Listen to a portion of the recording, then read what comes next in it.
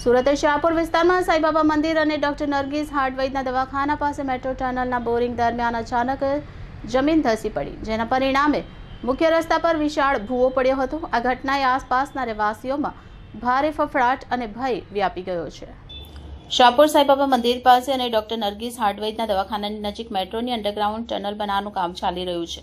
રહેણાંક મકાનોની નીચેથી જ્યારે ટનલ બોરિંગ મશીન પસાર થઈ રહ્યું હતું ત્યારે અચાનક જમીન અંદરથી ધસી પડી હતી। આના પરિણામે મુખ્ય રોડ પર 20 ફૂટ ઊંડો ભયાનક ભૂવો પડ્યો હતો। જમીન ધસી પડવાને કારણે આસપાસની ઇમારતોના પાયા નબળા પડવાની ભીતિ સેવાઈ હતી। સાવચેતીના પગલાંરૂપે તંત્ર દ્વારા તાત્કાલિક અસરથી 2 બિલ્ડિંગો ઘર નંબર 12/1299 અને ઘર નંબર 12/1311 ને જોખમી જાહેર કરી ખાલી કરવામાં આવી છે।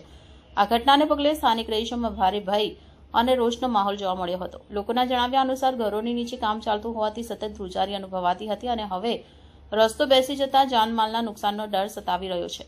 સદનસીબે આ ઘટનામાં કોઈ જાનહાનિના સમાચાર નથી, પરંતુ ગીચ વસ્તી ધરાવતા વિસ્તારમાં આ પ્રકારે જમીન ધસવાની ઘટનાએ મેટ્રોની કામગીરી સામે સુરક્ષાના સવાલ ઊભા કર્યા છે।